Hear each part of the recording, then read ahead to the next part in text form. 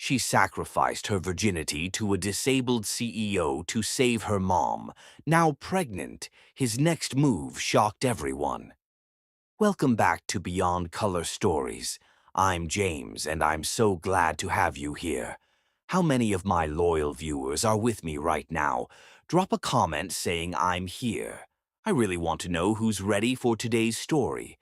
Don't skip a single second because this one will truly touch your soul, I promise.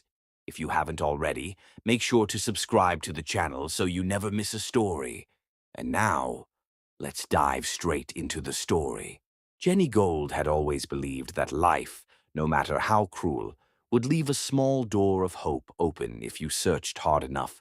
But that fragile belief shattered into pieces the day the doctor looked into her trembling eyes and delivered words that would forever echo inside her chest. Her mother's failing heart needed urgent surgery, surgery that required a sum so enormous it might as well have been carved out of the sky. The sterile smell of the hospital room, mixed with her mother's shallow breaths, made Jenny feel suffocated. At 27, she had carried burdens heavier than her fragile shoulders should have known, yet nothing compared to this moment. She had no fortune, no powerful allies, no family to lean on, just her youthful beauty, her quiet innocence, and a determination so fierce that it burned like fire in her veins. But determination, she realized with each passing second, could not buy a heartbeat, and every tick of the clock was dragging her mother closer to death. The world outside still laughed, still moved with its chaotic rhythm, but inside Jenny's heart everything froze into silence.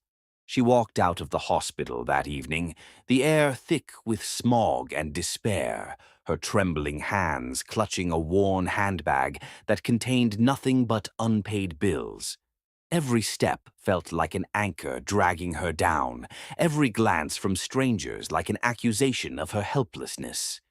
Tears burned her vision, but she blinked them away, knowing she had no time to waste. She had heard the whispers before, the gossip in the city's corridors of power, the one name that could save her mother's life if she dared approach him. Jason Roy.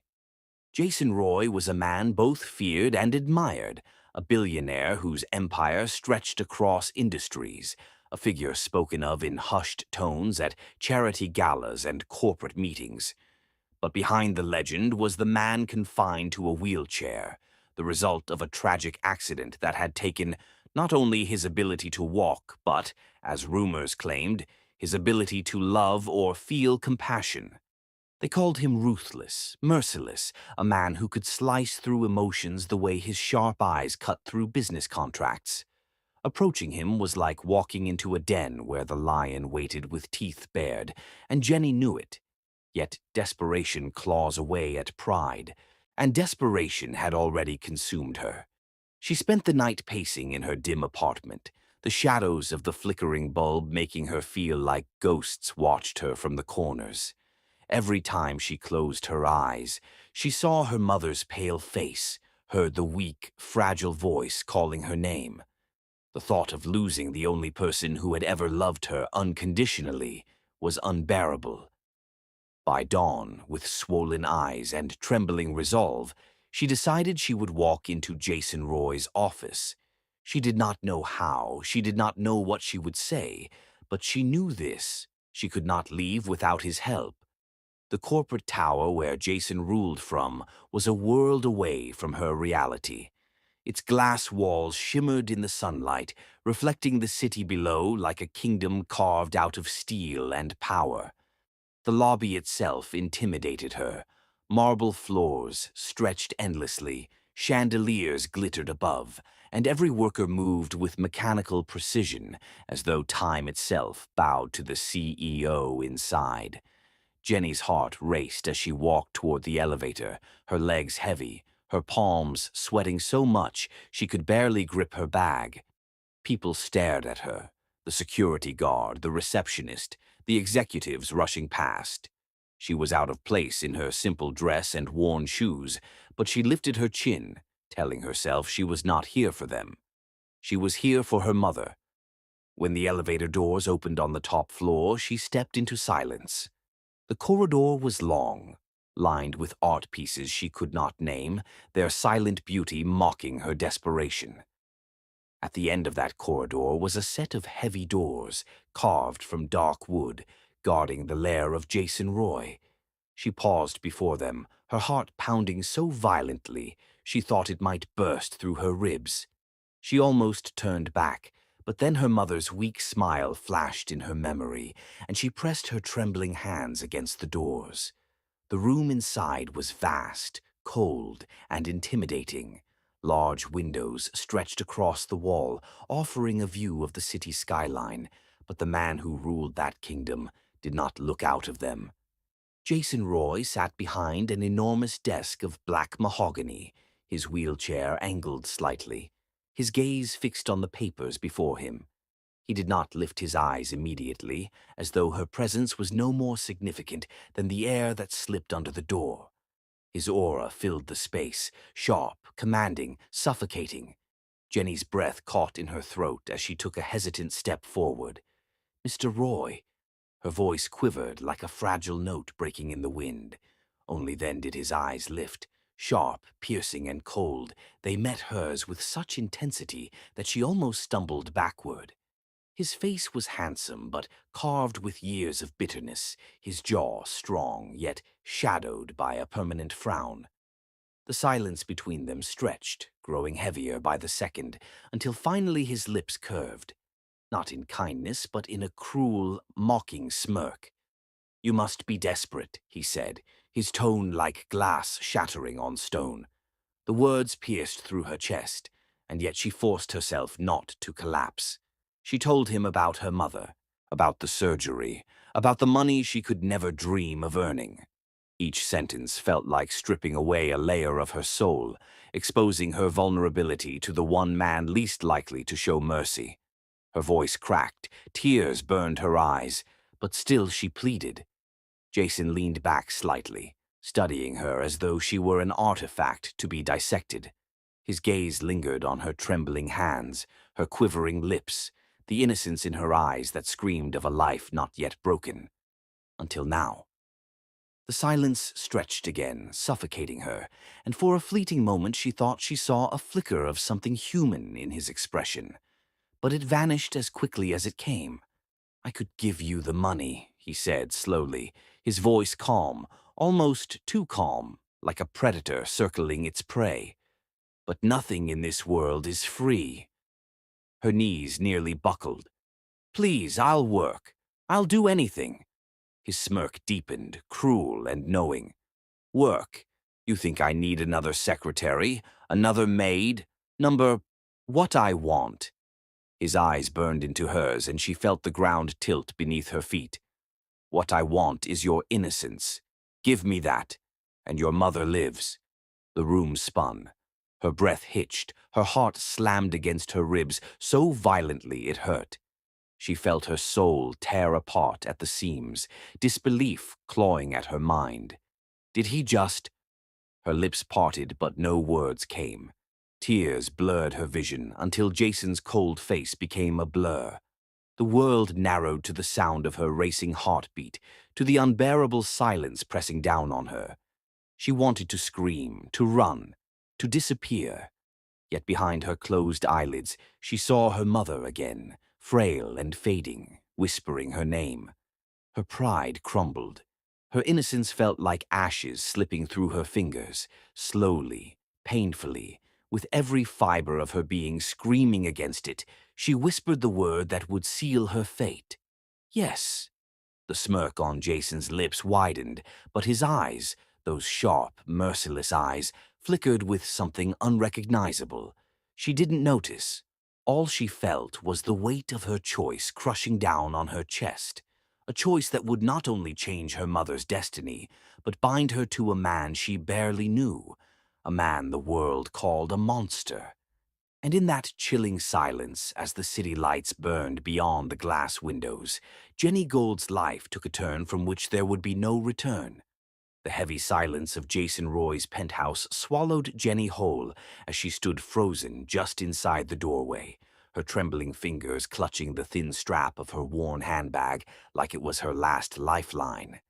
The vast room around her was lined with cold marble, glass walls, and art pieces that cost more than she could imagine earning in a lifetime. Yet none of that splendor offered her comfort. Her heart beat violently in her chest. The echo of her whispered yes, still hanging in the air like a ghost she couldn't take back. Every fiber of her body screamed to run, yet her legs refused to obey, weighed down by the impossible bargain she had just agreed to in order to save her mother's life. Jason's eyes, sharp and unreadable, followed her every movement from his wheelchair, and though his body seemed trapped by steel and memory, his presence filled the room with a power she could not escape. Jason expected her to shrink back, to keep her distance, to look at him the way the world always did, with pity, disgust, or fear. But Jenny's gaze, though clouded with tears, lingered just long enough to sting him with something unexpected, something he couldn't name. He tapped his fingers against the armrest of his chair, a sharp rhythm that broke the suffocating silence, and said in a voice that carried both cruelty and curiosity, "You know the price you've agreed to. No turning back now." The words made her flinch, her lips parting as though to beg for another way, but her voice failed her, trapped in her throat. She closed her eyes, remembering her mother's fragile smile in that hospital bed, and willed her feet to move forward. As she stepped deeper into the penthouse, Jenny could feel the weight of Jason's stare pressing against her skin, each second stretching like an eternity. The faint hum of the city lights beyond the glass walls seemed to mock her as she reached the center of the room where the enormous bed loomed, its dark silk sheets glistening under the dim lights. She had imagined this moment would be filled with nothing but humiliation and pain.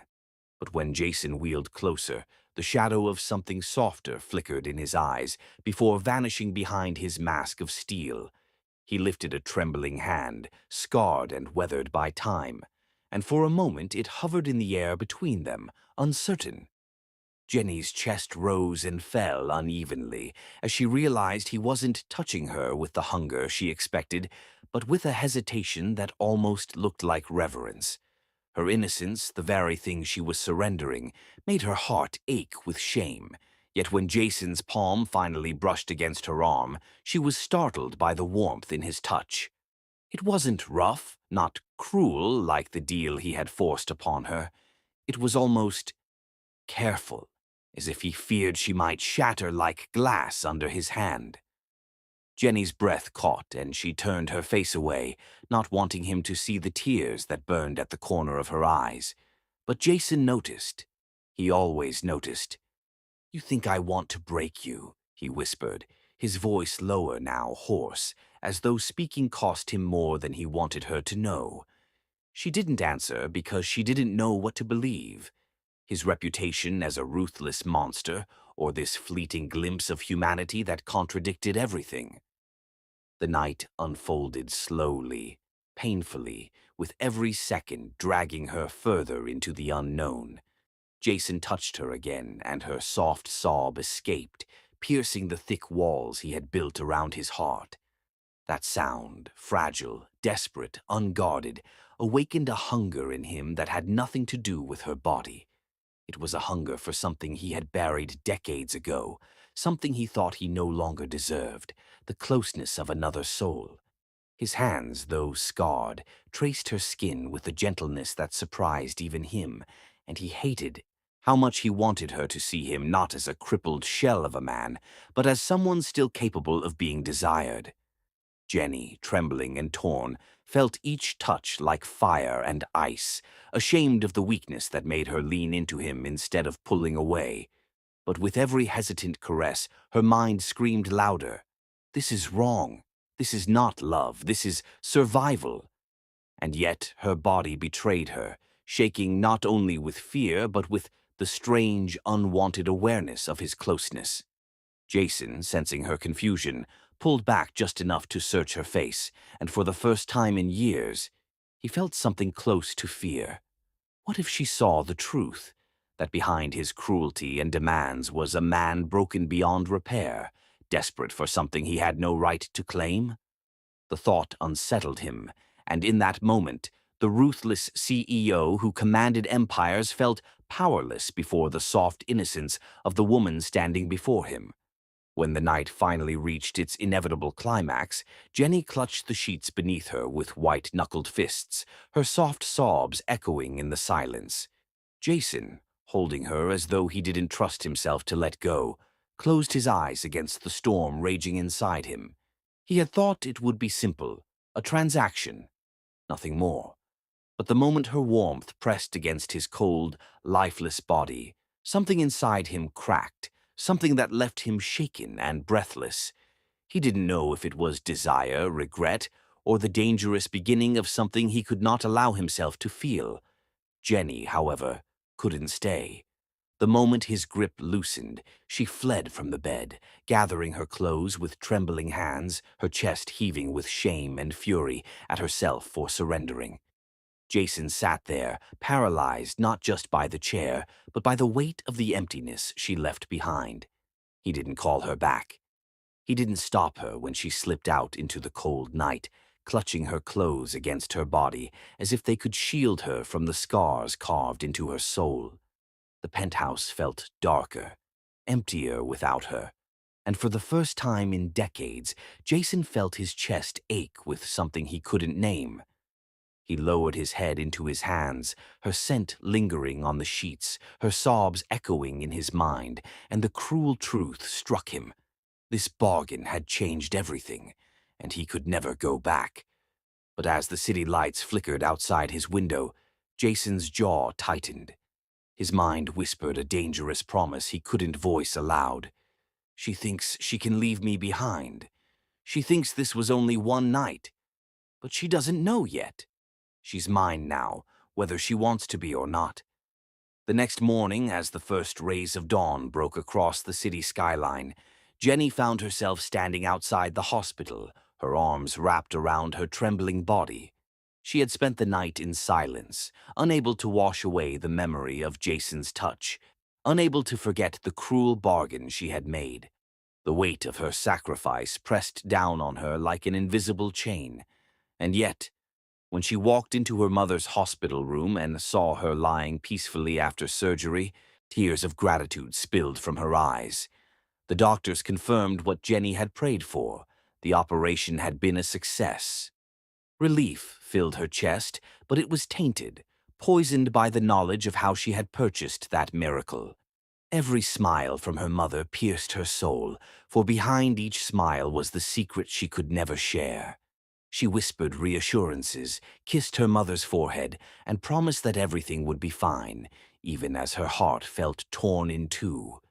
Jason, however, was nowhere near peace. He had returned to his penthouse after Jenny fled, sitting in the dark with only the faint trace of her perfume still lingering on his sheets. For years his world had been empty, a barren desert of power, wealth, and hollow victories. Yet, in a single night, a trembling girl had managed to break through the fortress of his heart. He replayed the moment she had looked at him, not just with fear, but with something deeper, something that struck him like lightning. She had not seen him as a crippled billionaire chained to his chair. For one fleeting second, she had seen the man buried beneath the scars. That realization haunted him. He told himself she had only done it for money, only agreed because she had no choice. But a voice inside whispered otherwise, and that whisper grew louder with every heartbeat. Days passed, and Jenny tried to return to normal life. She took extra shifts at work, stayed late at the hospital, and forced herself to bury the memory of that night. She told herself it had been a debt paid, nothing more. Yet the truth gnawed at her in quiet moments. Sometimes she caught herself shivering when she remembered the gentleness in Jason's hands, the way his eyes had softened despite his cruelty. At night she curled up in bed and told herself she hated him, that he had stolen her innocence, her dignity, her soul. And yet, why did her heart race whenever she thought of his face? Why did she feel an ache in her chest that had nothing to do with hate? Jason, unable to stay away, began to watch over her life from the shadows. He instructed his men to check on her mother's recovery, though he never revealed his hand.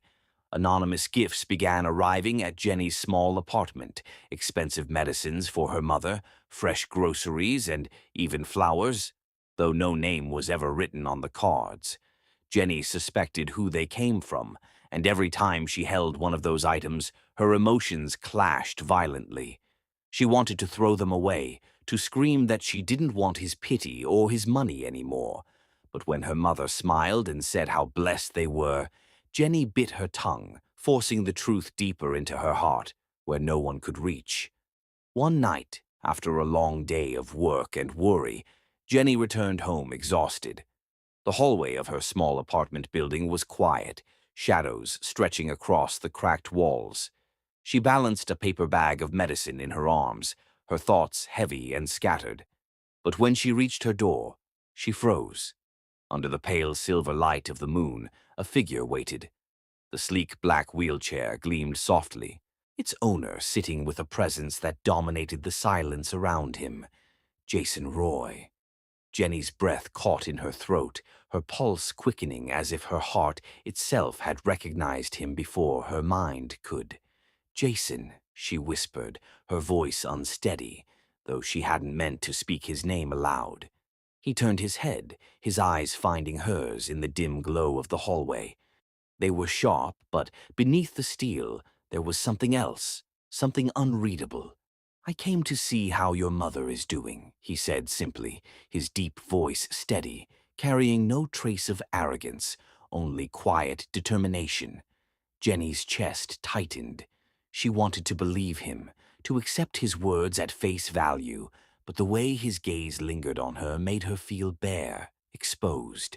She swallowed hard, gripping the medicine bag tighter. "She's fine, thanks to you. But you didn't need to come here." Her words were defensive, sharp, yet they trembled at the edges, betraying her. Jason studied her carefully, every twitch of her lips, every flicker of her eyes. He noticed how she refused to meet his gaze for too long, how her hands shook slightly as she fumbled with her keys. "I wanted to," he said, softer this time. The admission seemed to hang in the air between them, dangerous and heavy, as though it carried more meaning than either dared acknowledge.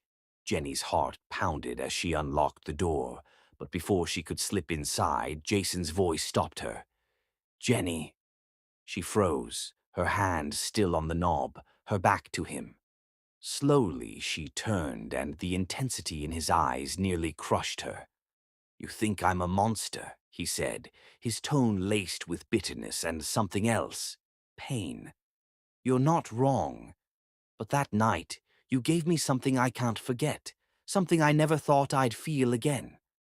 Her lips parted, but no words came.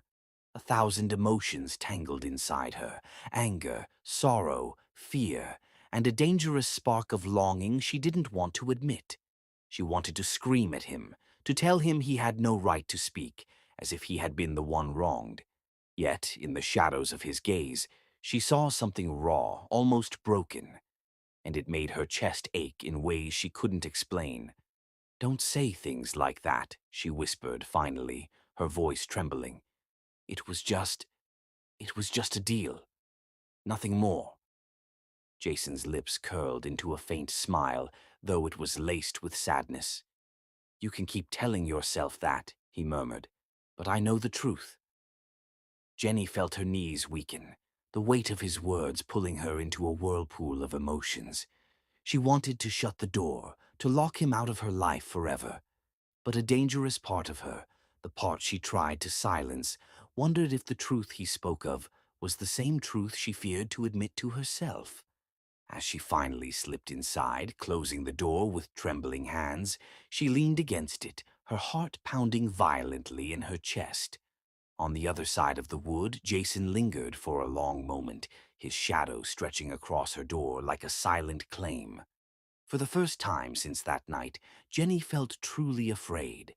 Not of what he had done, but of what her own heart might betray if she let him too close again. And somewhere in the depths of the hallway, the faint echo of his words refused to leave her mind. Jenny realizes she may be more vulnerable to Jason's presence than she thought, even as he begins to show a side of himself she never expected. The days after Jason's late-night visit to her door became a blur for Jenny. She tried to bury herself in work, her small job at the cafe being her only escape from the storm raging inside her heart. Every time she carried trays to customers or wiped down tables, her mind replayed the image of Jason's sharp eyes, the way they followed her with unspoken intensity, and how she had felt her chest tighten with emotions she wasn't ready to name. She told herself it was fear, not longing, but her trembling hands betrayed her every time she thought about the night she had given herself to him. That night had not left her body.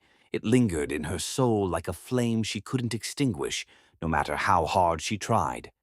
Her life should have returned to normal now that her mother was recovering at home, but instead, every morning felt heavier, her body weaker, her steps slower. At first, Jenny thought it was just exhaustion. She had been working double shifts to cover her mother's medicine bills, and the stress alone could wear anyone down. But when nausea struck her one morning, forcing her to rush to the bathroom as her co-worker called her name in panic, a chill ran through her spine. Her heart pounded in denial. She refused to believe what her instincts whispered to her. She tried to brush it off, splashing water on her face, telling herself it was just fatigue. Yet, as days passed, the sickness grew worse, coming in waves that left her dizzy and pale. Finally, one afternoon, in the middle of serving a customer, the world spun around her, her knees gave out, and she collapsed to the cafe floor. When she opened her eyes, she was lying in the sterile white of a clinic room. The doctor, a middle-aged woman with kind but serious eyes, sat beside her bed, holding a folder of test results. "Jenny," the doctor said softly, "you're not ill, you're pregnant." The words struck her harder than any blow. Jenny's breath caught in her throat, and her trembling hand reached out to grip the edge of the blanket as if to steady herself against a storm. Pregnant? Her lips parted, but no sound came. Her mind flashed to that night, the night she had sworn was nothing but a cruel transaction, a sacrifice she made to save her mother's life. Her chest tightened so painfully that she thought her heart might stop. She wasn't just carrying the memory of that night anymore. She was carrying his child. Tears blurred her vision as she clutched the ultrasound photo the doctor handed her. A tiny flicker of life was already growing inside her, and she felt both awe and terror choke her at once. She wanted to scream, to run, to erase the truth. But the faint, grainy image in her hands whispered a different story. It wasn't just her anymore. She had someone else to protect. And yet, reality struck her cruelly. How could she possibly raise a child alone? How could she face her mother with this truth? Her mother, who believed Jason was nothing more than a cold man who lent money, could never know the price her daughter had paid. And Jason? Jason was the last person she could ever tell. He would see the baby as nothing but an accident, a burden, or worse, a chain binding him to a girl he never truly wanted. Shaking violently, Jenny made a decision right there in the doctor's office. She would hide this. She would keep the secret buried deep within her heart and raise the child on her own, no matter the cost. It was her responsibility, her punishment, and perhaps her only chance to protect her baby from Jason's world of coldness and control. She pressed the ultrasound photo to her chest as she left the clinic, whispering to herself through tears, "I'll protect you, no matter what." But fate was merciless. As Jenny stepped out of the clinic, the evening sky painted in hues of dying gold, she clutched her handbag tightly, unaware of the black luxury car parked across the street. Inside, Jason's driver sat waiting for his employer's instructions, but his sharp eyes caught every detail: the pale face, the trembling hands, the folded ultrasound photo she guarded against her chest like treasure. Without being asked, the driver relayed the information to Jason that very evening, and when Jason heard, his world tilted. That night, Jenny was at home, helping her mother to bed, when a familiar chill swept through her apartment. The low hum of wheels against the wooden floor made her freeze. Jason had come. His figure filled the doorway, his wheelchair gleaming under the weak moonlight spilling through the curtains. His eyes, sharp and stormy, locked onto her, and she felt her breath hitch. There was no warmth in his expression this time, only a mixture of rage, pain, and something far more dangerous. "Why didn't you tell me?" Jason's voice was rough, trembling between fury and desperation. His hands clenched the armrests of his chair, veins standing out against his skin. Jenny's blood ran cold. She backed away instinctively, clutching her handbag to her chest as if she could hide the truth within it. "I don't know what you're talking about," she whispered, her voice weak, but her eyes betrayed her fear. Jason's gaze fell to her trembling hands, then to the small corner of the ultrasound photo peeking from her bag. His heart lurched. "Don't lie to me, Jenny." His voice cracked, softer this time, but laced with something raw and unbearable. "That child, it's mine, isn't it?" Her knees buckled under the weight of his words, and she sank to the floor, tears spilling freely now. She had sworn to keep it hidden, but under his piercing stare her strength collapsed. "Yes," she whispered, broken and defeated, "it's yours." Silence fell between them, thick and suffocating. Jason's chest rose and fell sharply, his hands trembling as he gripped his chair. He had prepared himself for rejection, for betrayal, for denial, but not for this truth. A child. His child. Something he had long believed he could never have. His world collapsed, but in the ruins, something fierce was reborn. Jenny braced herself for rejection, for him to tell her that she was nothing more than a mistake, that the baby was an accident he wanted erased. But instead, Jason leaned forward, his eyes dark and unyielding. "You and the baby, both belong to me." His voice was low, chilling, but also strangely certain, as though he had already made a vow to himself. Jenny's breath caught. She stared at him, stunned, unable to comprehend the weight of his declaration. Her heart pounded wildly. This wasn't what she had expected. She wanted freedom, distance, to raise her child alone in quiet strength. But Jason's words wrapped around her like chains, binding her to him in ways she couldn't yet see. Her lips trembled as she whispered, "You can't decide that." Jason's eyes burned with something dangerous. Possession, longing, fear, and hope all tangled together.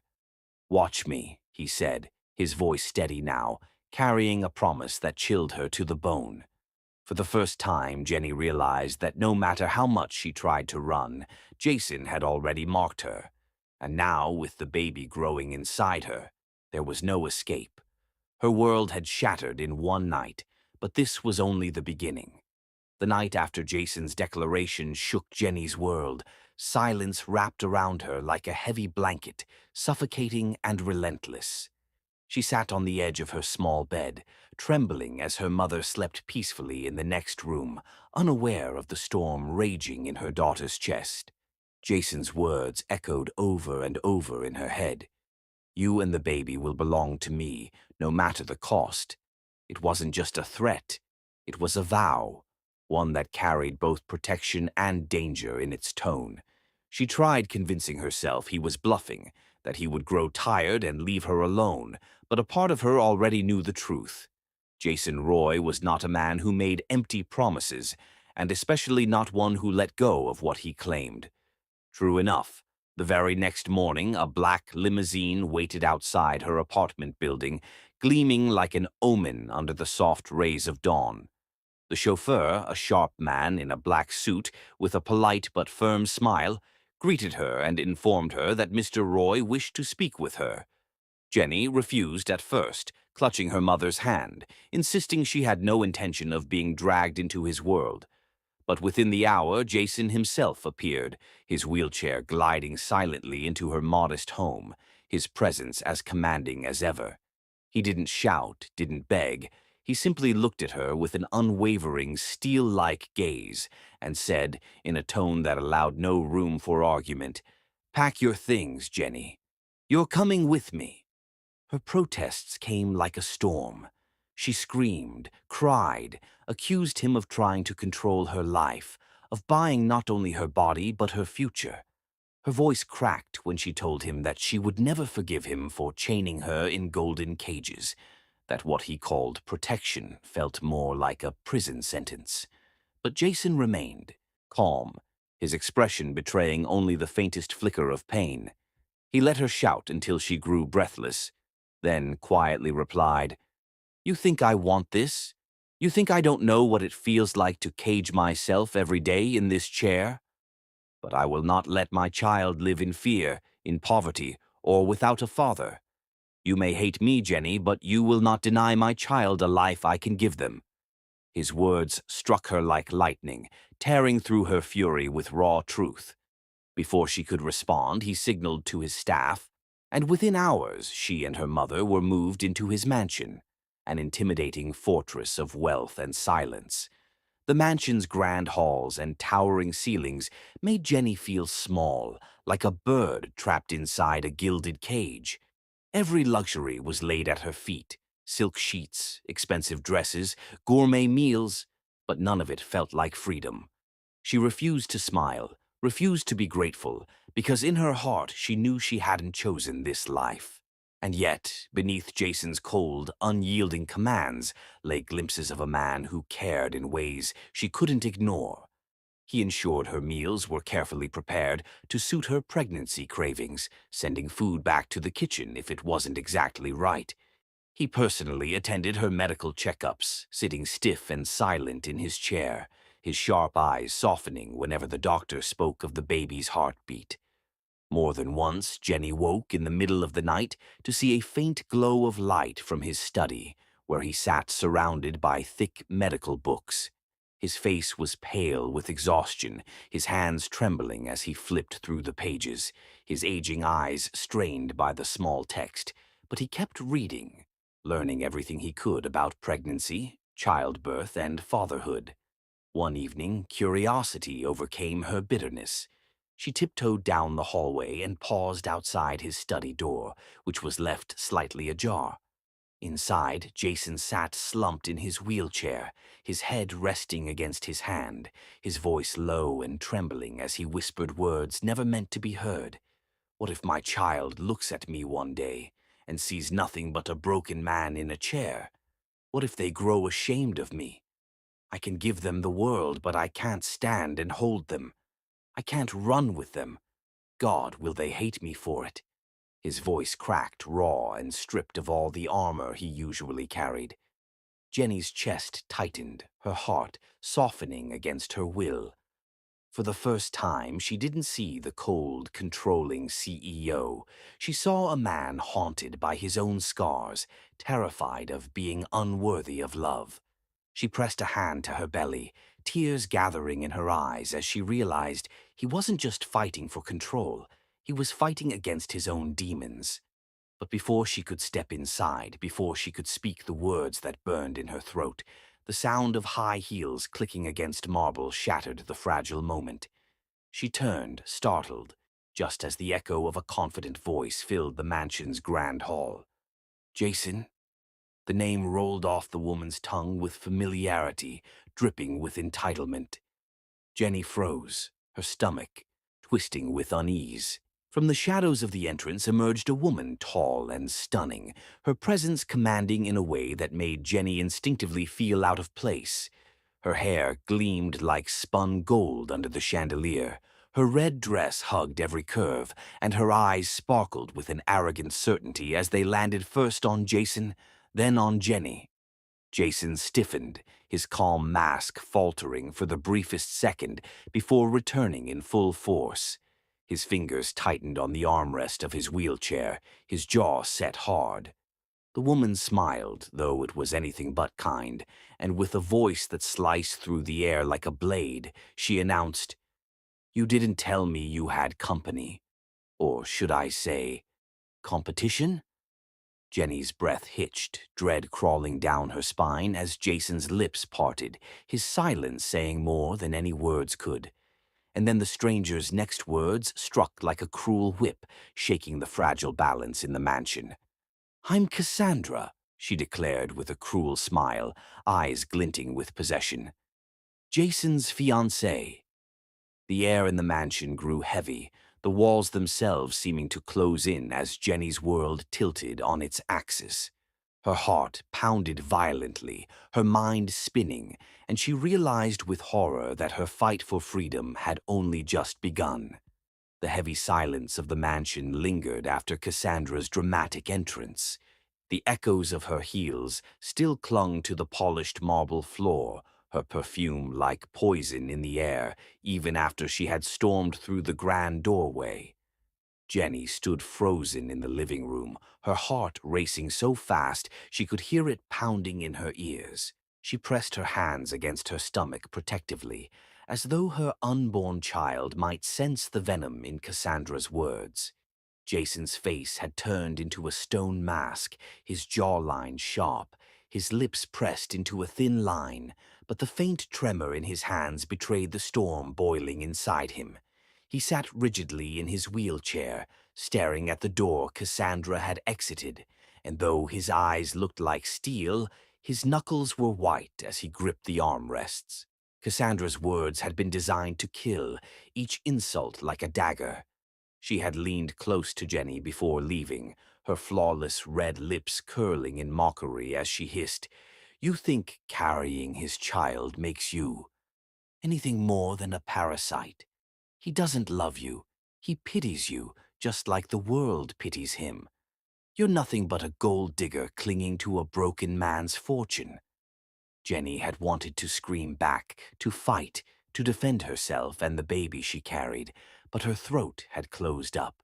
Instead, she had just stood there, eyes stinging, fingers digging into her palms until they almost bled, refusing to let Cassandra see her cry. When Cassandra finally swept out, the weight of her venom lingered like a thick fog. Jason turned sharply toward Jenny then, his voice low and cold but quivering at the edges. "Don't listen to her." His words came out clipped, almost like an order, but there was something raw beneath them. Jenny nodded faintly, but deep inside, the poison had already seeped into her heart. A part of her feared Cassandra might be right. She whispered to herself when Jason wasn't looking. What if he really was only binding her to him out of obligation? What if he saw her as a chain, not a choice? That night, Jenny couldn't sleep. She tossed and turned in the vast bedroom Jason had assigned to her in the mansion. The silk sheets were cool against her skin, but her body felt like it was burning with doubt. Cassandra's voice replayed in her mind over and over, cruel and sharp, slicing through her fragile hope. She pressed her face into her pillow to silence the sobs, terrified that Jason might hear. She had tried to be strong, but strength was difficult when she felt like an intruder in his world, a world full of wealth, power, and scars she couldn't see. Just when the tears became too much, the door creaked open. The faint squeak of wheels against the hardwood floor reached her ears, and her heart skipped. She quickly sat up, wiping her face, trying to appear composed, but Jason was already there, his silhouette bathed in the dim glow of the hallway light. His voice was softer than she had ever heard it before. "You're crying," he said, not as a question but a certainty. His eyes, usually guarded, were wide and troubled, as though her tears carved wounds deeper than his own. Jenny shook her head quickly, but her trembling hands gave her away. Jason wheeled closer, stopping right beside the bed, and for the first time he didn't hide behind his CEO mask or his cold tone. He reached forward, his hands shaking slightly as they covered hers. "Jenny," his voice cracked, raw and broken, as though each word was ripped straight out of his chest. "Do you know what Cassandra's poison really is? She knows where I bleed. She knows where my scars lie." He swallowed hard, his throat working, his eyes shining with a sheen of vulnerability she had never seen before. With trembling breaths, Jason began to unravel himself in front of her. The accident didn't just take my legs, it took my faith in life, in love, in myself. I became half a man in my own eyes, a body trapped in metal wheels. I thought no woman could ever look at me without seeing pity or disgust. And when Cassandra stayed, I mistook it for loyalty, when in truth it was only ambition. She wanted the empire, not me. His grip on her hands tightened desperately, his voice turning hoarse. But you look at me differently. You don't see the chair first. You see me. And that terrifies me more than anything because it makes me want to believe again. Jenny's heart throbbed painfully in her chest, torn between the venom Cassandra had planted and the raw truth Jason now exposed. His words bared his soul, his every scar, and for the first time she saw the man behind the ruthless CEO mask, the broken man who had built walls around himself so tall that no one could climb them, until she stumbled into his life.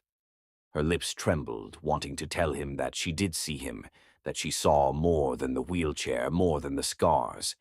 But before the words could escape, Jason bowed his head, his voice a whisper that almost broke her apart. "Jenny, you've awakened something in me I thought was dead, and I don't know if I can handle it." Her chest swelled with emotion, tears spilling down her cheeks as she leaned forward and wrapped her arms around him. His body stiffened in shock at first, as though he wasn't used to being held, but then slowly, hesitantly, he melted into her embrace. His hands clutched the back of her gown, holding her as though she was his only anchor in a storm. In that moment, Jenny thought, maybe, just maybe, Cassandra's poison could be washed away by the truth blooming between them. But fate was cruel. The very next morning, Cassandra struck her most vicious blow.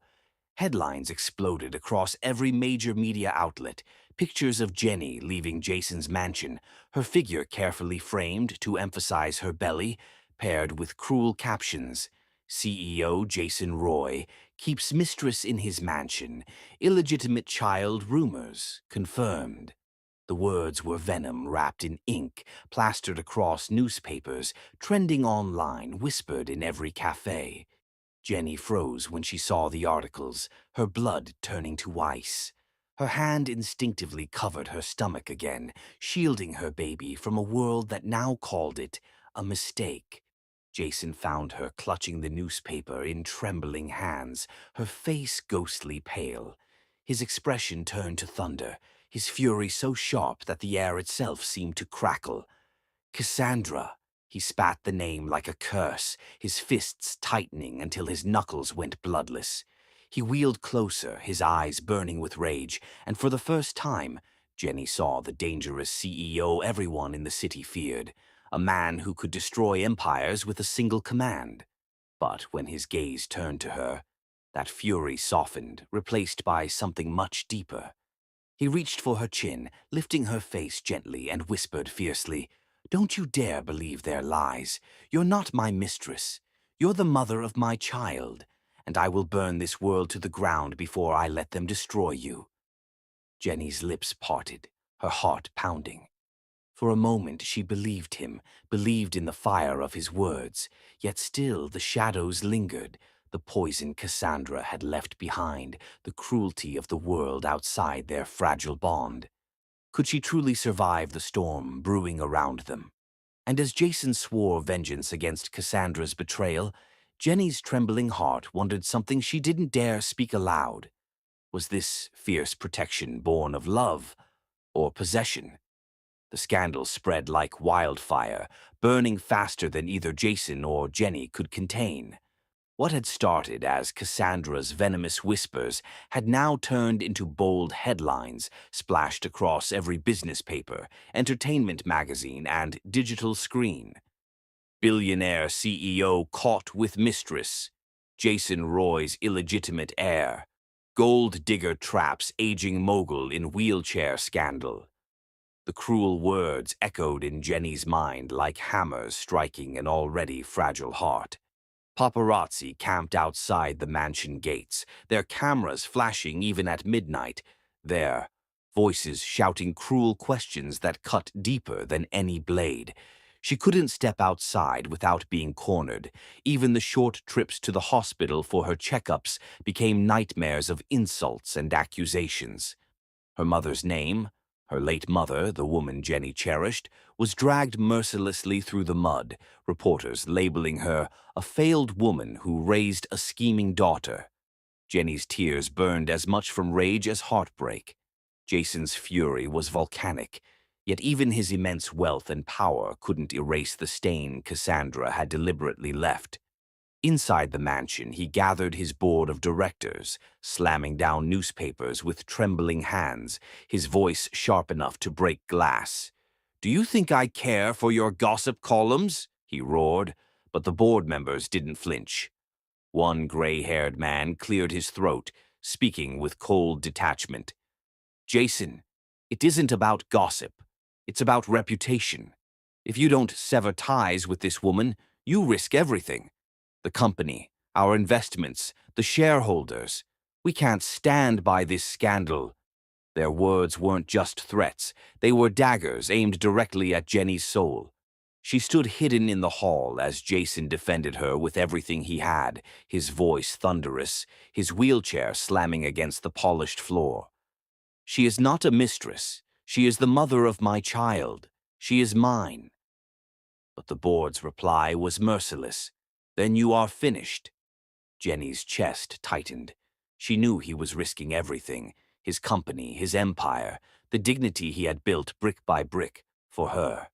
And yet, instead of feeling relieved, guilt swallowed her whole. She couldn't let him lose it all. Not for her. Not for a woman who was already being branded a liar, a schemer, a gold digger. That night, in the privacy of her room, Jenny sat at her small desk, the paper beneath her blurring as her tears stained it. She wrote with trembling hands, each word like a dagger twisting in her own heart. "Jason, I can't do this to you. I can't destroy everything you've worked for.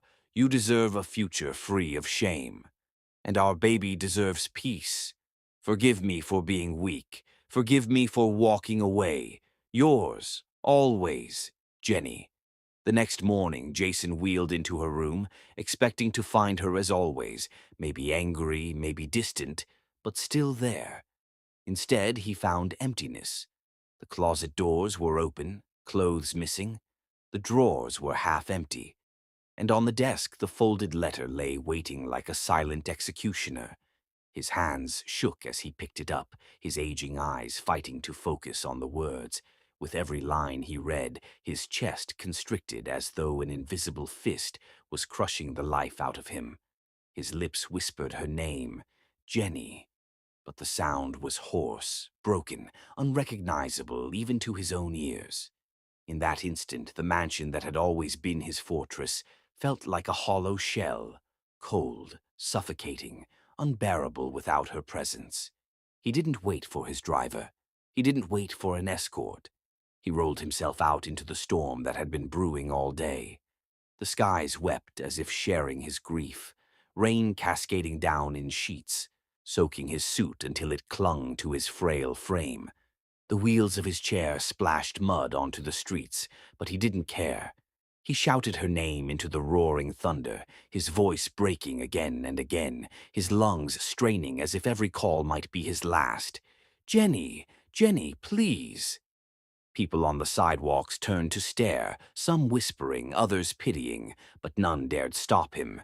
His desperation was too raw, too painful, too consuming to interrupt. Meanwhile, Jenny was only a few streets away, dragging her small suitcase through the rain, her shoulders shaking not just from the cold, but from the unbearable decision she had made. Every step forward felt like a betrayal, but she forced herself to continue, whispering to her unborn child, "I'm doing this for you, for him, for us." The rain masked her tears, but her heart screamed for Jason. She wanted nothing more than to turn back, to collapse in his arms, to believe that their love was stronger than the world's cruelty. Yet she pressed on, unaware of the storm that was about to shatter both their lives.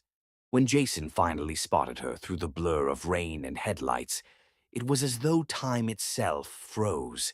His heart leapt into his throat, relief and desperation colliding in a violent storm inside him. "Jenny!" he screamed, his voice louder than the thunder, breaking through the chaos of the night. She turned, her eyes wide, her suitcase dropping to the ground as shock and heartbreak collided in her gaze.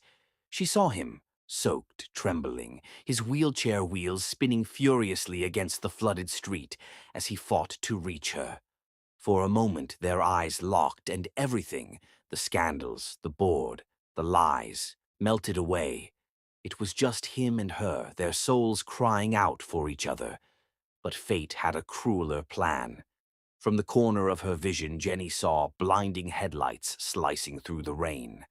A massive truck, skidding slightly on the slick road, barreled forward with terrifying speed, straight toward her.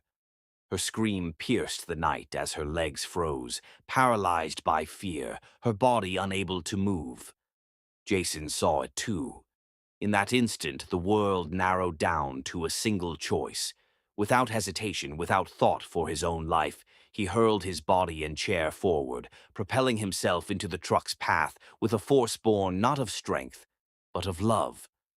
The sound of screeching brakes tore through the storm, the driver's desperate attempt to stop too late, too futile. "Jason!" Jenny's scream shattered the storm, raw and broken, her knees buckling as she stumbled toward him. The image of him, his body flung forward, his arms outstretched, his chair collapsing beneath him, seared into her mind. The rain mixed with tears until she couldn't tell them apart. The world became a blur of honking horns, gasps from bystanders, and the deafening sound of her heart breaking. She reached out desperately, but the distance between them felt like an eternity. In that frozen moment, she realized the unbearable truth. Jason had chosen her life over his own, without hesitation. The truck screeched, tires burning. Against wet asphalt, the driver's panicked cries echoing. Time slowed, stretching cruelly as Jenny lunged forward, her voice hoarse, her soul clawing out of her chest. "Jason, no!" The rain fell harder, thunder cracked, and in that heart-stopping moment, the chapter closed on the image of Jason's body, colliding with the brutal force of fate, leaving Jenny screaming his name into the storm, not knowing if she had already lost the only man who had ever truly loved her. The night had fallen into chaos, the rain still hammering mercilessly against the streets, where moments ago Jason had hurled himself into danger for Jenny. The impact of the truck echoed like thunder through her soul, and when she fell to her knees beside his battered body, her trembling fingers brushed across his face that was now pale, blood seeping into the rain-soaked pavement. She screamed his name over and over, her voice cutting through the storm. But Jason's eyes had already rolled back, his body limp, as if the last strength he had used was to protect her. By the time the ambulance arrived, Jenny was soaked to the bone, her sobs uncontrollable, her hands refusing to let go of him even as paramedics pulled his lifeless frame away from her. Every bump of the stretcher, every screech of the sirens was a reminder that the man who had shielded her at every turn was now battling death because of her. Inside the hospital, the sterile white lights were merciless, showing every wound, every bruise, every broken part of Jason's body. Jenny followed as far as she was allowed, her cries shaking the walls as doctors rushed him into surgery. Hours stretched into eternity as she sat in the waiting room, hands clutching her swollen belly, whispering prayers through quivering lips. The media had already sniffed the blood in the water. Headlines splashed Jason as a broken billionaire who risked his life for a scandalous mistress. Yet Jenny didn't care about the whispers outside those walls. In that moment, the empire, the reputation, the wealth, none of it mattered. All she wanted was Jason breathing again, his hand in hers, his voice telling her not to cry. When the doors finally opened, a doctor stepped out with a grave face that made her heart collapse into her stomach. His words were cold but heavy with weight. Jason was alive but barely, hanging by a thread between life and death. Jenny staggered into the ICU, the beeping machines and tubes tethering Jason to life, making her legs weaken beneath her. She reached for his hand, cold and unmoving, and pressed it desperately against her cheek. Her tears drenched his fingers as she whispered broken words, how she had been too afraid to admit it, how she had hidden behind fear and shame. But now, staring at him like this, she knew the truth. She loved him, not for his money, not for his name, but for the man who had stood like a shield when she was fragile, the man who had sacrificed even his body to protect her. Days bled together in a haze of exhaustion. Jenny refused to leave his side, ignoring the nurses who begged her to rest. Her eyes remained glued to Jason's still frame, her voice softly telling him stories about their baby, about dreams she wanted them to chase, as though keeping his mind tethered to her voice would stop him from slipping further into the abyss. On the fifth day, when hope had begun to crumble inside her, a faint twitch stirred in his fingers.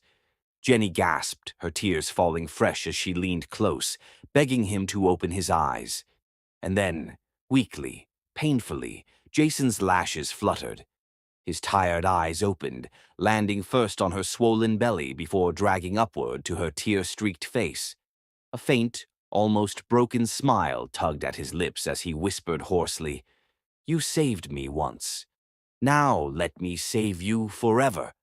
Her sobs broke into laughter, into relief, as she pressed her lips to his hand again and again, promising him that she would never leave, that she would fight for them, no matter what it cost.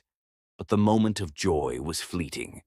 Outside those sterile hospital walls, the empire Jason had spent decades building was crumbling. The board had met in his absence and stripped him of power, naming a new CEO to take his place. His fortune was tied up in frozen accounts, his authority shredded by signatures on paper. When Jason was finally well enough to hear the news, the light dimmed in his eyes. He had expected betrayal from business rivals, but not the complete collapse of everything he had spent his life building. And as though fate was determined to twist the knife deeper, Cassandra returned. Dressed impeccably, her beauty sharp and cruel, she walked into Jason's hospital room with a sneer curving her lips. "Look at you," she hissed, circling the bed like a predator. "An old man clinging to a mistress who's carrying a bastard child. You've lost everything, your company, your reputation, your power. What do you have left, Jason? Nothing but weakness." Her gaze slid to Jenny, who stood protectively by his side, one hand on her belly. Cassandra's eyes burned with venom. "And you," she spat, "don't think you've won. You can't raise that child, not with him."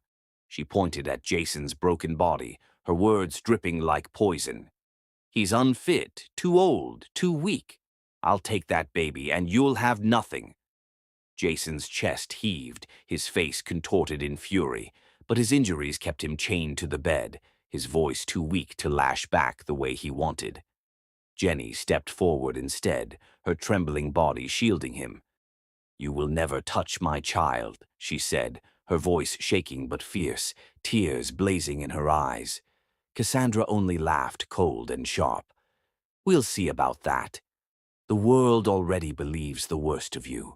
All I need is one court order, and the child is mine." With that threat lingering in the air, she swept out, leaving behind a silence that felt heavier than any storm. That night, Jenny held Jason's hand as he lay staring at the ceiling, broken not by his injuries, but by the fear of losing the only love he had left. "I can lose money," he whispered, his voice ragged. "I can lose my empire. But not you, not our child." Jenny pressed her forehead to his, whispering back that she would fight, no matter how cruel the world became. Yet even as their words wrapped around each other like vows, the shadow of Cassandra's threat loomed larger, a storm waiting to break. And somewhere deep in Jason's chest, beneath the pain and weakness, burned a fire that refused to die. He had lost everything once. He would not lose love. Not again. But outside that hospital room, cameras still waited, scandals still burned, and Cassandra's hand reached deeper into the ruins of his empire. Every step forward seemed to invite a new blade, every breath a new test of their resolve.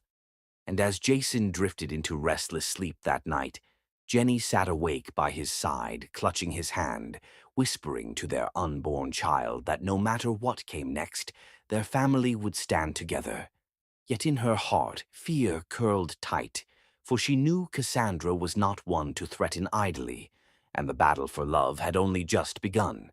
Jason's hospital room was still thick with the sterile scent of antiseptic and the muffled hum of machines when reality began to sink in.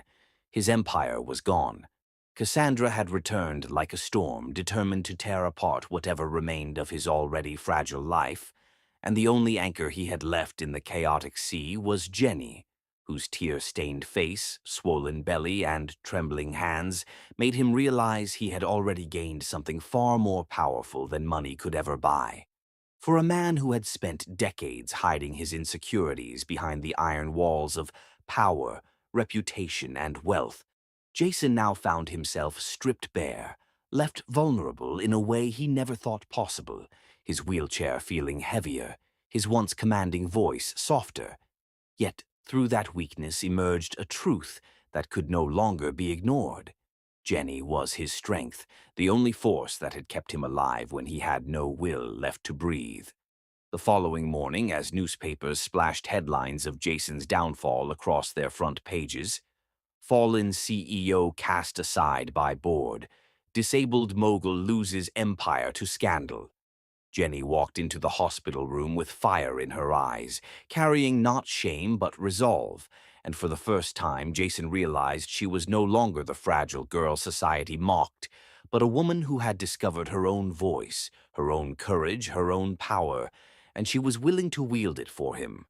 When Jason tried to tell her she didn't need to stay by his side, that he couldn't give her the life she deserved anymore, Jenny silenced him by pressing her trembling hand against his lips, whispering, "Jason, I don't love you for your money, or your boardroom power, or your name.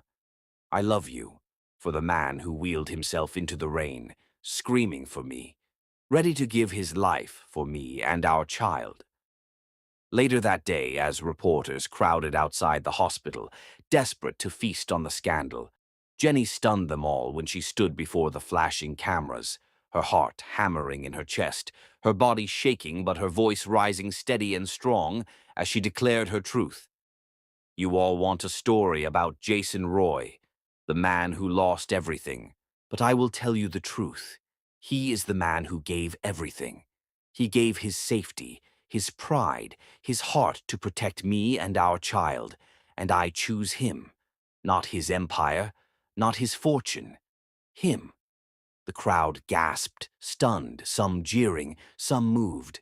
But Jason, watching through the hospital window, felt tears prick his eyes, something he had not allowed himself in decades, because in her fiery words he saw what no empire had ever given him: unconditional loyalty, love that shone even when the world turned its back. Her declaration sparked a storm across the media, some branding her naive, others calling her brave, but all eyes now turned toward Jason, waiting to see whether the once untouchable Titan would rise again or remain broken, a relic of power lost. And in that silence, Jason made a vow within himself, not to reclaim power for his pride, but to prove worthy of the woman who had chosen him when he had nothing left to offer. Discharged from the hospital weeks later, his body weaker but his spirit awakening, Jason began sketching plans, not of skyscrapers or empires, but of rebuilding his life from scratch with nothing but his mind, his wisdom, and the brilliance that had once built an empire from the ground up, determined to carve a new legacy that wasn't about money, but about survival, resilience, and family. Meanwhile, Cassandra seethed in the shadows, furious that her schemes to break them apart had only forged their bond stronger, her humiliation growing as her threats lost weight and her allies abandoned her. Yet her obsession to ruin Jason and claim Jenny's child only grew darker, promising a confrontation that would test them in ways love alone might not survive. As Jason worked late into nights, poring over documents, making calls, his wheelchair parked by the dim glow of his desk lamp, Jenny would appear quietly, placing her hands on his shoulders, whispering that he didn't need to prove anything to her, that she already loved him as he was. But Jason, haunted by years of pride and the fear of being seen as weak, kept pushing himself, desperate to rise again not for the world, but for her. One evening, Jenny entered the room to find him pale, sweat dripping down his forehead, his hands trembling over papers, and she rushed to him, terrified he was overexerting himself, begging him to stop, to rest, to realize that his life was worth more than any empire. And as she held him in her arms, Jason finally let himself cry openly, whispering, "I don't fear losing my money, Jenny. I fear losing you." Her heart ached, knowing the weight of his past, the scars of being abandoned by allies who once called him invincible, but she lifted his face with her delicate hands and promised, "You won't lose me, Jason. Not ever. Because I'm not here for what you can give me. I'm here for who you are when no one is watching. The man who bleeds, who loves, who protects." Encouraged by her love, Jason began small, consulting for struggling businesses, offering wisdom that no scandal could erase, slowly earning respect again, not as a CEO, but as a mentor, a strategist, a man whose brilliance could not be destroyed even if his fortune was. And though the road was long, each victory felt sweeter because Jenny was at his side, cheering him on. But just as peace seemed to return, life struck again with cruel unpredictability, because one quiet evening, while Jason sat by Jenny's side as she rested in bed, a sudden scream tore from her lips, a cry so sharp it pierced Jason's heart, her hand clutching her belly as pain rippled through her body, her breaths short and ragged, her eyes wide with fear. Panic surged through Jason, his world spinning as he wheeled himself closer, gripping her hand, shouting for help, his heart shattering as he realized what was happening. Her labor had come too soon, the baby was not ready, and the woman he loved more than life itself was in danger right before his eyes. The doctors rushed in, chaos filling the room, nurses shouting instructions, machines beeping wildly, and Jason, though weak, tried to follow, his trembling hands refusing to let go of Jenny's, whispering prayers under his breath, begging fate not to take from him the only reason he was still alive. Jenny's cries grew louder, her tears mixing with sweat, her grip on Jason's hand crushing as waves of pain struck her, and though fear consumed her, she found strength in his eyes, whispering through broken breaths, "Don't let me go, Jason. Don't leave me." And Jason, his voice trembling yet firm, bent forward, pressing his forehead against hers, whispering fiercely, "I will never leave you, Jenny. Not tonight, not ever. You are my everything." The doctors wheeled her toward the emergency ward, Jason following as fast as his chair would allow, his heart pounding, his chest tight with dread, the sound of her screams echoing in his ears, each one a blade cutting deeper into his soul, until the doors shut before him, leaving him outside in the hallway, helpless, broken, and terrified of what the next moment would bring. Inside those doors, Jenny fought for her life and their child, while outside Jason clenched his fists, praying, pleading, knowing this was the ultimate test, not of his wealth, not of his power, but of his love, his faith, and his will to believe that together, against all odds, they could still win. And as the minutes stretched into agonizing hours, Jason sat in that cold hallway, staring at the red light above the operating room, his mind spiraling with memories of Jenny's laughter, her tears, her whispered promises, and the haunting fear that fate might tear them apart, just when they had finally found each other. Then, as the doors suddenly swung open, a doctor stepped out, his expression grave, and Jason's heart stopped, his breath caught in his throat as he whispered, "Please tell me they're both alive." Jason's world was suspended in the sterile white of the operating theater, the rhythmic beeping of machines echoing like a merciless clock, counting down the seconds of uncertainty, every moment dragging as he hovered at the edge of despair, gripping the cold rails of his wheelchair for support, feeling utterly helpless against the cruel hands of fate.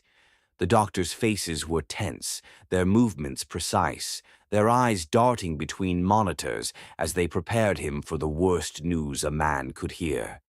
Jenny's life and their child's were both in peril, and the choice they demanded of him was more monstrous than any business decision he had ever made. For Jason Roy, a man who had faced corporate warfare, betrayal, and scandal, nothing in his 55 years had prepared him for this. The cruel irony that the woman he loved and the child who represented hope for a new beginning could not both be guaranteed survival, and that a single decision rested on his trembling shoulders, a decision that no amount of wealth, intelligence, or ruthlessness could ever dictate. Jenny, sedated and pale beneath the sterile sheets, looked impossibly fragile to him, her soft brown skin almost glowing under the operating lights, her body racked with pain he could neither relieve nor contain.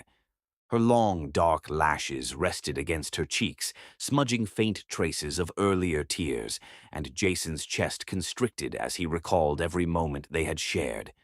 The nights of vulnerability, the whispered confessions, the stolen glances of tenderness, and the way she had made him feel human again, alive again, after decades of cold solitude. The head surgeon, a stern man with silver hair, approached, his face a mask of professionalism but his eyes betraying the gravity of the situation. "Mr. Roy," he said carefully, "both patients are in critical condition. We have to make a choice. One life can be prioritized over the other. We need your decision now." Jason's hands gripped the armrests of his wheelchair so tightly that his knuckles whitened. The sterile air felt suffocating, and his mind raced in a storm of impossible calculations, not of finances or profits, but of love, loss, and the devastating reality that he might be asked to let go of someone he could not imagine living without. His throat tightened, his lips quivering, as he whispered words that were both defiance and surrender. "Save them both. Take me instead if you must. I don't care for my life, only theirs." The doctors exchanged sharp glances, clearly moved but constrained by medical realities, and a tense silence filled the room, broken only by the incessant beeping of monitors tracking heart rates, blood pressure, and oxygen saturation. Each pulse a reminder that time was both enemy and hope, a relentless reminder that every second counted. Jason's chest heaved as tears ran freely down his weathered face, the lines of his 55 years etched deeper in that moment of unimaginable fear. The cold steel of his wheelchair, somehow a fragile anchor in a world that had never felt so fragile. Minutes stretched into hours that seemed endless, the world outside the operating theater fading into insignificance, as if the universe itself had paused, holding its breath while fate decided whether Jenny and their unborn child would live or be torn from his grasp. He whispered prayers under his breath, invoking every belief, every hope, every fragment of faith that remained in his scarred heart, promising that if they survived, he would never take another day for granted, that he would protect them with every ounce of his being. Finally, a sound cut through the tension, a cry, sharp and unbroken, full of life and defiance, a sound so pure it shattered the oppressive weight of fear in the room. Jason's head snapped toward the sound, his chest swelling with relief and awe, as he realized that the child, their child, had arrived safely, screaming into the world as though claiming life with a force that no adversity could suppress.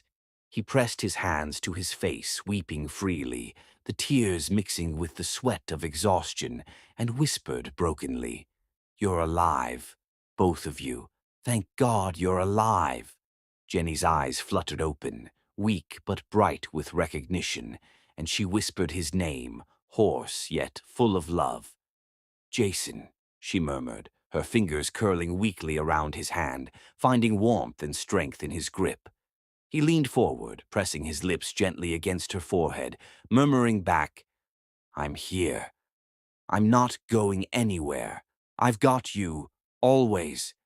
The medical team moved efficiently, wrapping the newborn in soft blankets, checking vitals, and offering reassurances that both mother and child were stable, but Jason barely noticed them. His eyes were fixed on Jenny, on their child, on the miraculous reality that both lives he had feared losing were intact, and in that moment, all the wealth, all the empires, all the power he had accumulated felt meaningless compared to the fragile miracle resting in his arms. He held his newborn gently, marveling at the tiny fingers curling around his own, the soft skin that smelled faintly of innocence and new beginnings. And Jason realized that at that moment, he was no longer defined by his wheelchair, by his scars, by the cruelty of life, or even by the mistakes he had made. He was defined by love, by family, by a bond so profound that it could heal even the deepest wounds of his soul. Jenny, still weak but smiling through exhaustion, reached out to brush her fingers over his cheek, tracing the tears that had fallen there, and whispered, "We made it. We're here, together."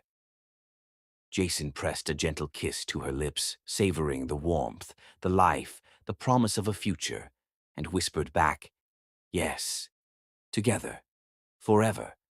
The room, once tense and suffocating, seemed to exhale as peace settled over them. Jason's heart, which had once been a fortress of steel and isolation, now beat with a tender, fierce rhythm, fueled by the love he had thought he'd lost, but had found in the most unexpected, unthinkable way. Days passed slowly, filled with quiet moments of bonding, the soft coos of the baby, Jenny's laughter mingling with the gentle whispers of reassurance and gratitude.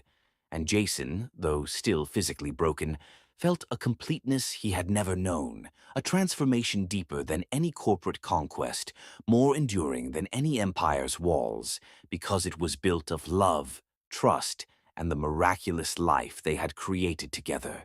Cassandra's attempts to interfere faded into irrelevance as Jason, now tempered by vulnerability and strengthened by love, refused to allow outside cruelty to disturb the sanctuary of his family, and Jenny, once timid and fearful, now stood confidently by his side, radiant in the glow of motherhood, their bond unshakable, unbreakable, and undeniable.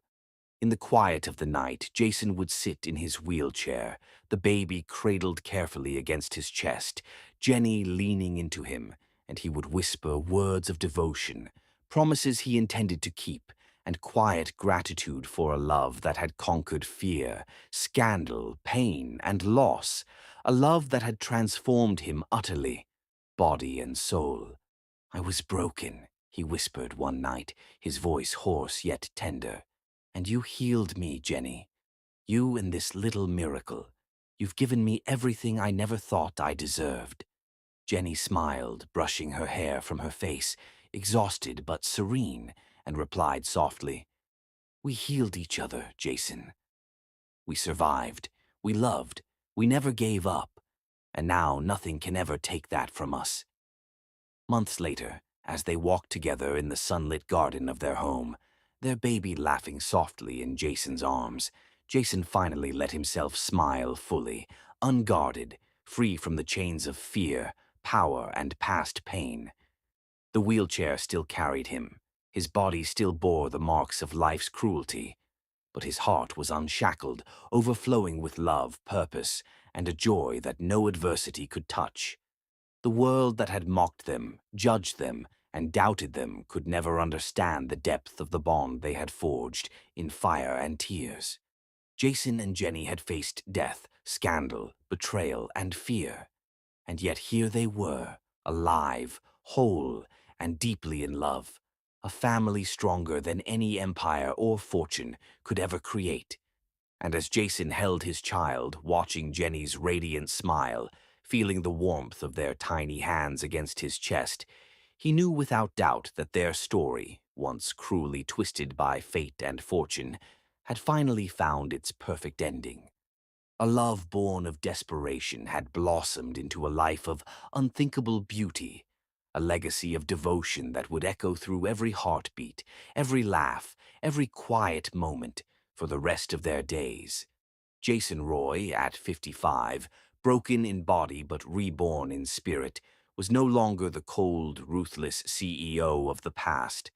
He was a man transformed by love, a father, a protector, a partner, and a man who had discovered that the greatest power in life was not wealth, fame, or authority, but the courage to love and be loved in return. And in the soft glow of the hospital-turned-homeroom, surrounded by life he had fought to preserve, Jason held Jenny and their child close, whispered a final vow into the quiet night, and knew with absolute certainty that no force in the world could ever undo the miracle of the love they had fought so desperately to keep alive. Their hearts, once scarred, had found their forever, and nothing, not even the cruelty of life, could ever take it away.